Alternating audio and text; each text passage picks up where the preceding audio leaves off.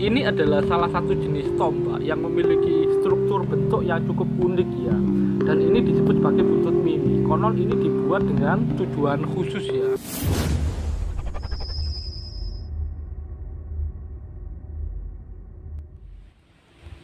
Rahayu, Rahayu, Rahayu. Ketemu lagi dengan saya Teddy Wayono di channel tempat mengenal keris dan pusaka Nusantara lainnya dengan akal sehat dan hati terbuka. Nah, kali ini saya akan membahas sebuah tombak yang bisa dibilang cukup unik ya. Jadi bentuknya tidak umum. Mungkin teman-teman sering lihat cuma bingung sebenarnya tombak ini dibuat untuk apa ya. Nah, sebelum saya bahas, buat teman-teman yang belum subscribe silahkan subscribe dulu biar tidak ketinggalan informasi dari channel ini ya. Nah, sekarang kita langsung saja ya. Nah, jadi tombak ini memiliki bentuk yang unik ya. Jadi di sini rata, jadi benar-benar rata bagian satunya ini. Nah, bagian ini ada kayak lingirnya ya, lingirannya tajam gitu ya, kayak belimbingannya ya. Dan kalau teman-teman lihat, nah ini bagian pamornya cuma di bagian bawah. Nanti ini fungsinya sebenarnya untuk apa? Nanti saya jelaskan. Dan ini kalau teman-teman lihat, nah mudah-mudahan kelihatan ya. Nah, jadi hampir terlihat ini memang seperti baja yang cukup keras ya, dan ini memang bagian sini itu memang baja ya. Nah, sebenarnya tombak ini adalah tombak yang dibuat khusus ya, jadi dipakai untuk pertempuran, terutama melawan. Jadi istilahnya ketika lawannya memakai baju pelindung yang cukup keras, entah itu istilah baju besi atau yang disebut, ada yang nyebut kotang jolol rantai atau rompi yang dari kayak rantai-rantai itu ya, yang besi itu loh, yang kalau pakai senjata biasa sulit ditembus.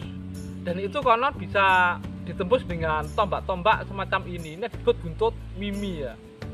Jadi ini bentuknya seperti buntut mimi, hewan mimi sendiri. Kalau di Jawa orang nyebutnya yang disebut hewan mimi itu ya, yang seperti yang ini ya. Nah, itu ya, itu yang disebut mimi ya, dan ini seperti ekornya ya. Jadi ini strukturnya memang dibuat khusus ya, dibuat khusus. Untuk penyepuhannya pun jadi nggak disepuh merata ya, jadi seperti tombak pada umumnya ya. Jadi yang paling keras biasanya paling ujung sini ya, paling ujung. Jadi yang semakin ke sini biasanya lebih istilahnya nggak terlalu keras.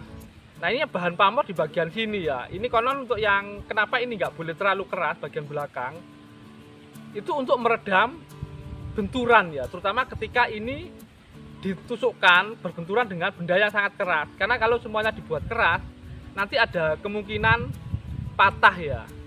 Makanya untuk tombak itu biasanya penyepuhannya yang paling keras itu yang paling ujung, semakin ke sini semakin tidak keras. Jadi itu fungsinya untuk meredam benturan ketika ditusukkan ya. Nah, dan ini biasanya memang landiannya segini ya, ada juga yang panjang, jadi seperti itu ya. Nah, untuk lebih detailnya, jadi ini seperti apa sih? Ini mari kita simak sama-sama. Nah, ini adalah detail tombak yang disebut sebagai buntut mimi ya. Jadi untuk tombak ini rata-rata ukurannya sekitar 40 cm ya, yang standar ya, atau yang paling sering ditemukan. Dan untuk yang bagian tengah ke atas itu biasanya memang sangat keras ya, seperti baja ya. Itu karena memang proses penyepuhannya yang bisa dibilang cukup teliti ya dan khusus ya. Untuk buntut mimi sendiri sebenarnya kalau teman-teman di pedesaan mungkin pernah sering ya. Jadi ekornya binatangnya disebut binatang mimi ini ya. Ini binatang laut ya. Itu diberi handle ya, diberi handle. Dan nanti ada warongkonya juga, dan itu langsung dijadikan senjata.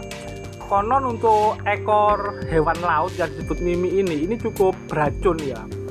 Jadi selain dipakai untuk senjata langsung, kalau yang asli seperti ini konon juga ada yang bilang dipakai untuk istilahnya mengusir kayak makhluk gaib ya. Entah itu benar atau tidak ya.